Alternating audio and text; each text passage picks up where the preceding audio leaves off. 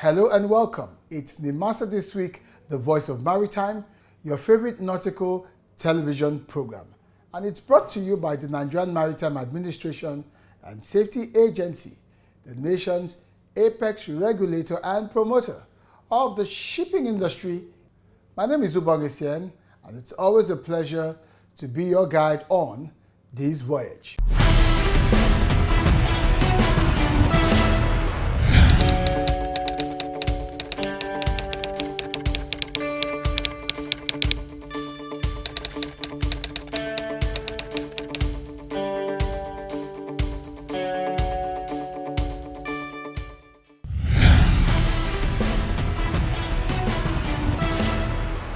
You are watching Nimasa this week. You're watching Nimasa this week. You are watching Nimasa this week. You are watching Nimasa this week. The voice of maritime. Voice of Maritime. Voice of Maritime. Stay tuned. Stay tuned. Stay tuned. Nimasa this week, the voice of maritime, showing on these stations.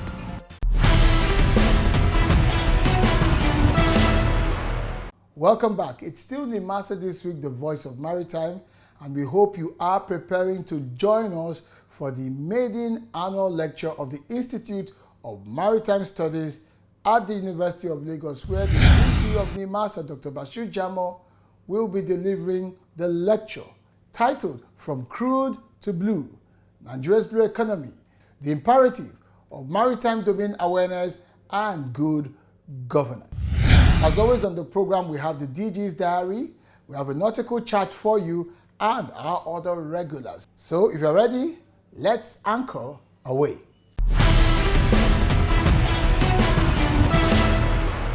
Introducing the Nimasa Distress Response Call Lines for all maritime stakeholders, ship owners, seafarers, ship captains. Whatever your challenge or distress in the Nigerian maritime domain, please call 0803 0685 167, 0708 0005 956, 0700 0700 010. If you can't reach us on these lines, please call 0700 0700 020, 0700 0700 030. Also via VHF Radio Channel 16. Call and Nimasa will respond.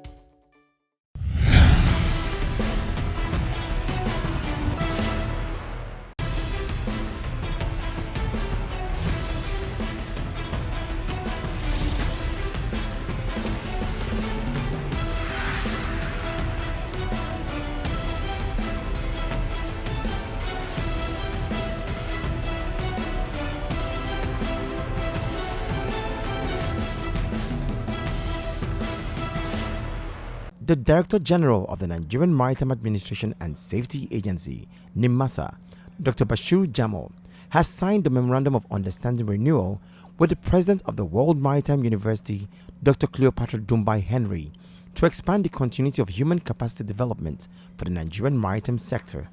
Dr. Jamo stated shortly after the virtual signing of the MOU that there is no replacement for education and that the collaboration is to advance maritime interests. There is nothing like education. I think anybody that pick education as one of the priority efforts, I think will not regret it. As you made mention, if you look at the 2021 indices and the report of the International Maritime Bureau, the progress made so far on the maritime security in Gulf of Guinea, you will attest to the results that we have been getting in view of quality, training that our staff has been receiving.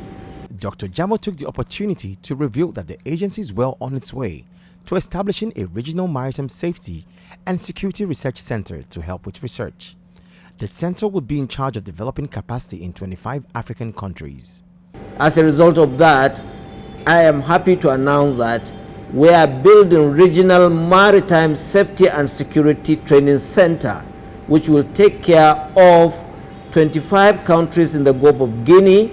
And the duty of that, some of the trained World Maritime University graduates will be research fellows within the Gulf of Guinea region, conducting research on what constitutes issues and problems that has to do with maritime safety and security within the Gulf of Guinea.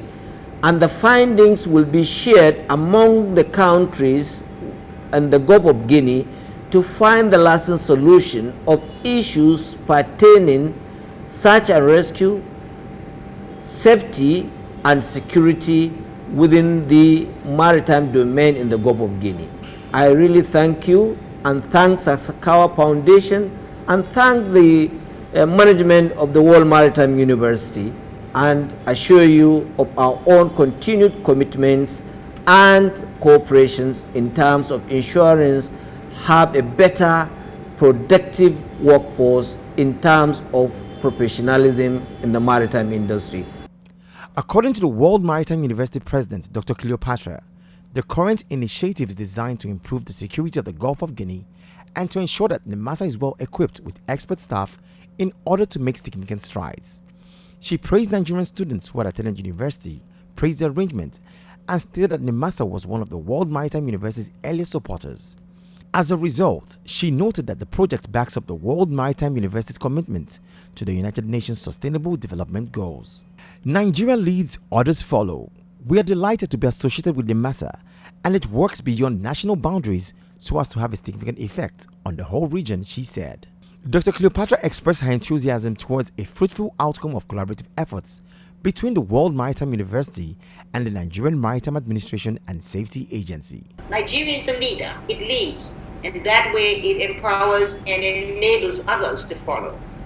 We are also very pleased to have a successful and warm relationship with Nimasa. This is something we can only but deepen and work together to ensure that Nimasa has all the tools available to it to be the number one, not only in Africa, but the number one, hopefully, in the future around the world. So we are pleased to have had a very successful and warm relationship with your staff, with Nimasa's staff, and of course with our registrar and the faculty. It is a perfect example of international cooperation for sustainable growth.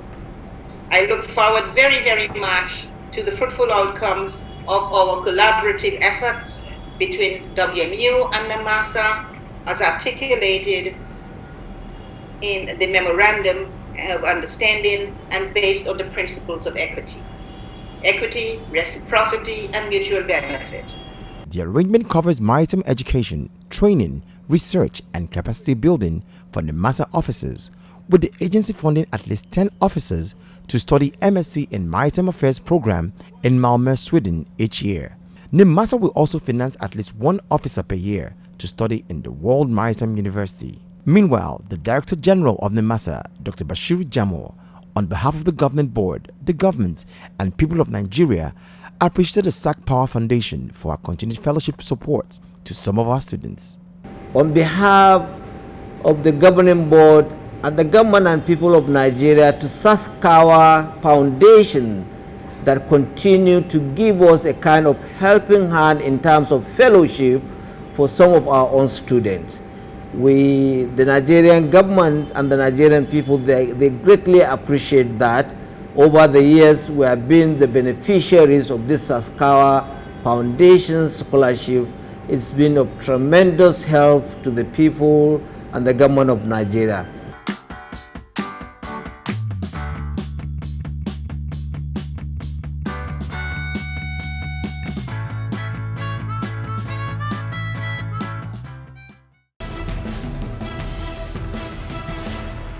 The Director General of the Nigerian Maritime Administration and Safety Agency, Nimasa, Dr. Bashir Jamo, has expressed the agency's willingness to open a regional maritime safety and security center at Kirikiri. Dr. Jamo made this known during a courtesy visit with members of Business Day publication.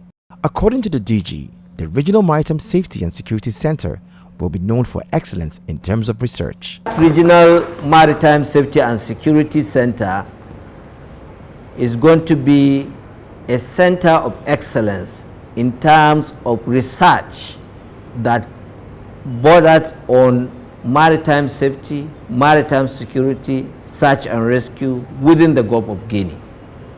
And it's going to take care of over 25 countries in the Gulf of Guinea.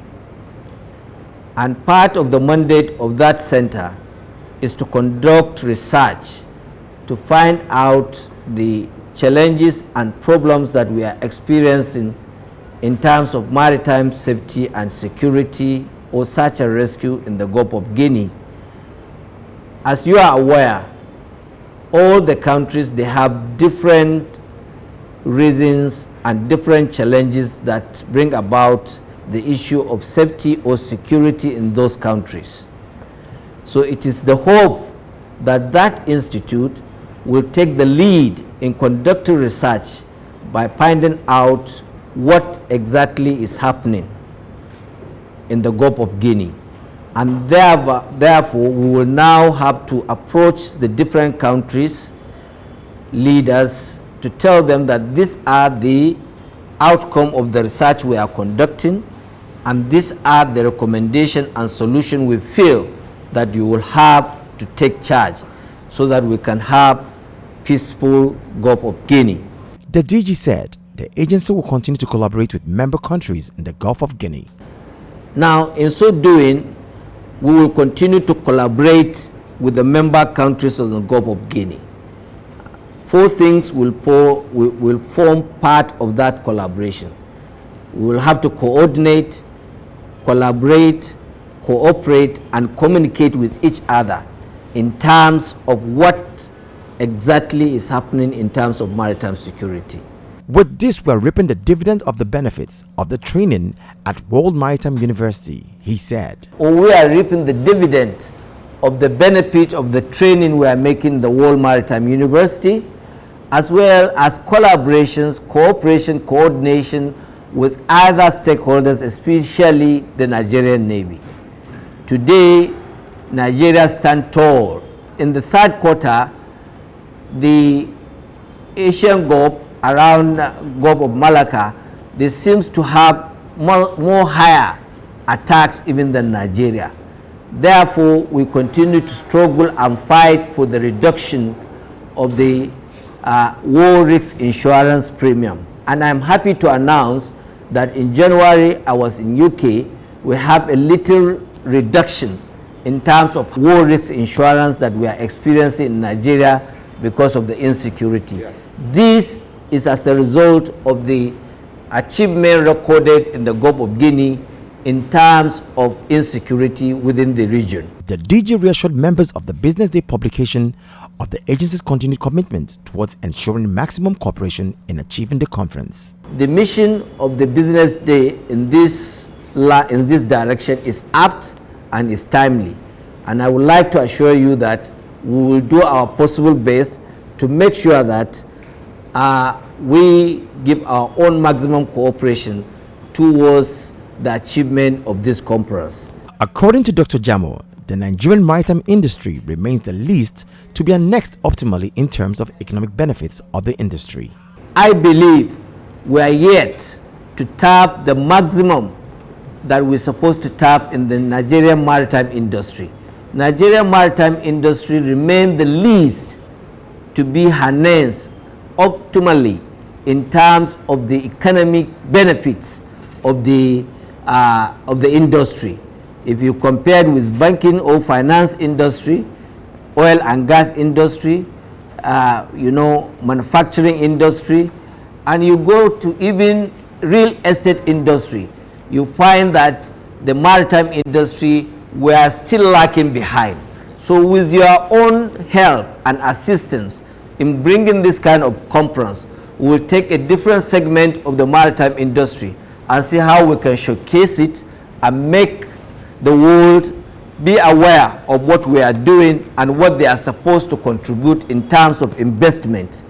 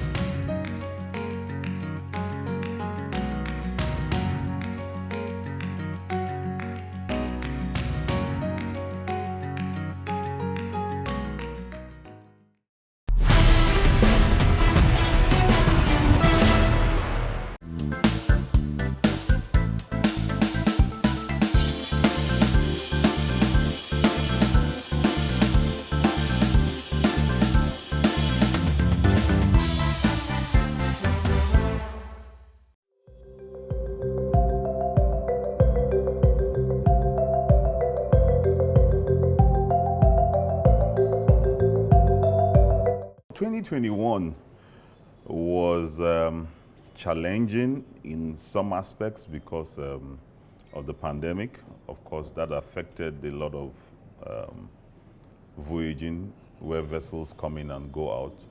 You had COVID restrictions, and of course, this affected seafarers with their embarking and disembarkation. All of that, they needed to follow the COVID protocols. Some seafarers had been at sea for longer than necessary and than they had to, because it's also a problem of the COVID. They couldn't bet or come down in certain locations where ordinarily they should have come down. All this put together was a bit challenging for 2021. However, we still found reasons to say we achieved quite a lot. And so in the area of maritime labor, where you have the seafarers and the dock laborers, it was one of a situation where we had to make the human capacity walk through the pandemic. And IMO, we worked with IMO to put in place measures to ensure that the COVID did not exactly stop us. Because while the world was shut down, the sea was working. And so the seas working means seafarers were working. Dock laborers were also working. So we were so vital to ensuring that the pandemic came to an end, because we're there ferrying things out. And those who did that work were very, very special to the whole assignment. And that's why IMO designated them as their key workers. And that was the theme that came from IMO. We complied with that as well and made sure that the seafarers and the dock workers got what their due was.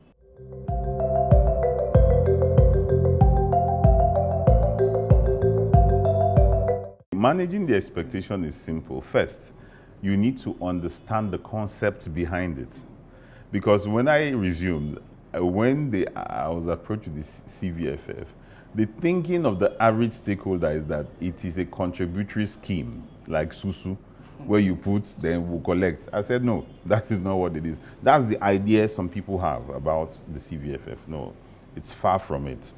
The CVFF is a federal government surcharge, 2% on the gross of every contract performed on the economic exclusive zone of the Federal Republic of Nigeria. And that fund is set aside, but dedicated to the CVFF. Now, there are criteria for that to be disbursed. And like I said, by the time we fine-tune the bottlenecks, what our stakeholders will have to do is to key into, we'll make it public. We already started with it. We'll publish it. You come with your banks, and then your application will have to be made through your bank. And at the end of the day, when it's processed, eventually TSA will credit you through your bank. And so however you run your business, there's a moratorium. You ensure that the funds will be repaid back into the system. And we must ensure that the viability of the business proposal which you're bringing must be agreed to, and your bank must consent.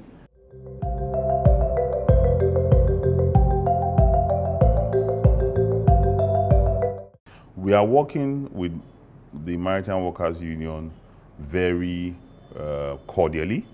Now, the issues are quite many, and they come in different facets. But what we try to do as an agency is set the rules. We are regulators. We set the rules and ensure that the rules will be obeyed by human beings. And these human beings are maritime workers. So you must ensure that you are in tune with them. Now, they don't work for us most of the time. They work for operators, terminal operators, or dock workers, or stevedoring employers, contractors, or whatever. What we do is to ensure that, no, we come as arbiters and ensure that we make them talk to each other. The employer says, I want to pay this. The employee says, well, I'm not going to accept this. We find the common ground where we say, okay, fine, this is what you earn if you do X, Y, Z.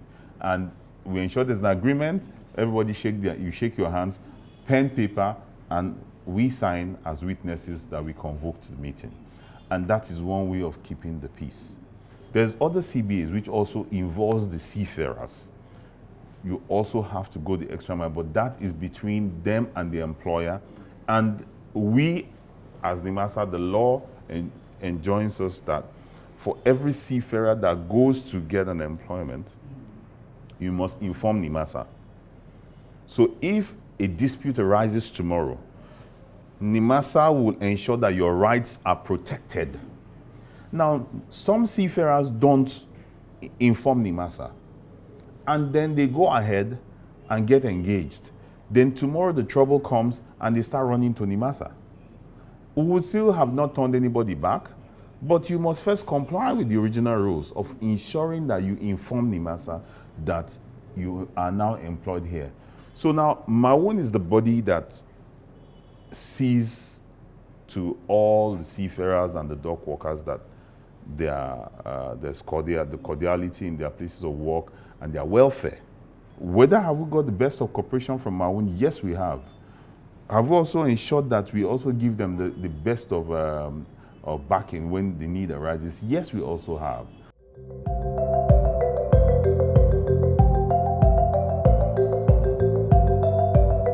Yeah, for 2022, we intend to build on what we have done in 2021.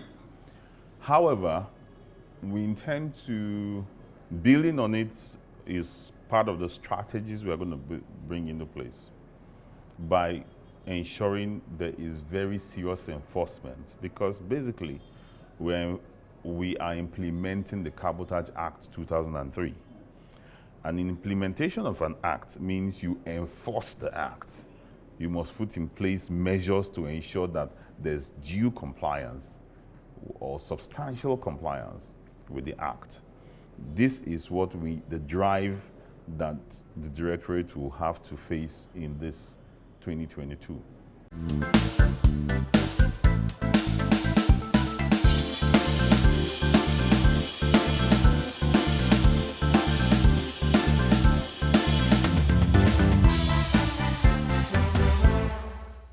Our world-class Maritime Experience Center is now live, announcing Maritime Stakeholders Experience Contact Center, MSECC, where you'll get simple, fast, and tailored solutions to all your maritime challenges on maritime safety, maritime labor, marine pollution, search and rescue, cabotage issues, ship registration, training and certification, and any other maritime-related issues.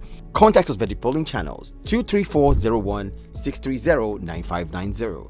Email us at contactcenter@nimasa.gov.ng, info@nimasa.gov.ng.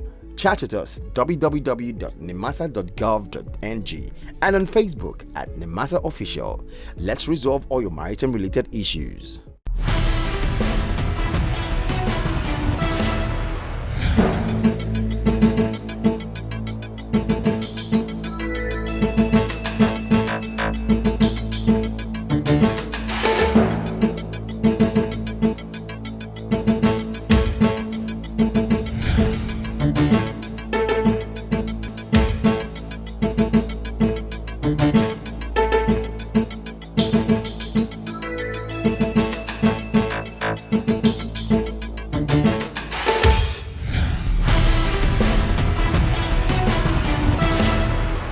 Welcome back to Nimasa This Week, the voice of maritime, and we take you quickly to the maritime mandate, that weekly column where the DG of Nimasa addresses critical maritime related issues, and it's still about the blue economy. You can continue this conversation with the DG on his social media handles and at Nimasa Official as displayed on your screen. For those of us whose interest in the Nigerian maritime industry is purely business, you know that business is played by the rules, and Nimasa, as a regulator, is tasked by law to enforce the rules of the game within the world of shipping. From the domesticated IMO conventions to our laws, our cabotage laws, the Merchant Shipping Act, the SPOMO Act against piracy and maritime offenses. The Nimasa official website, as currently scrolled on your screen remains your first port of call for relevant information, because maritime as an industry is heavily regulated.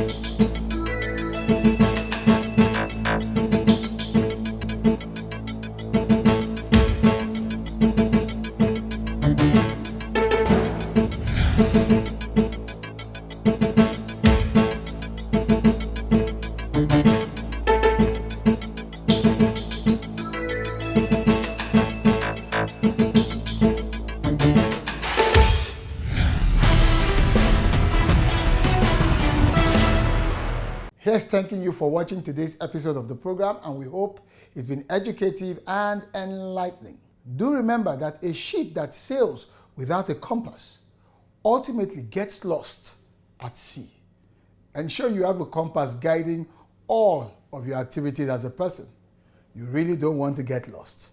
My name is Zubang Isien, asking you to stay on course. See you next time.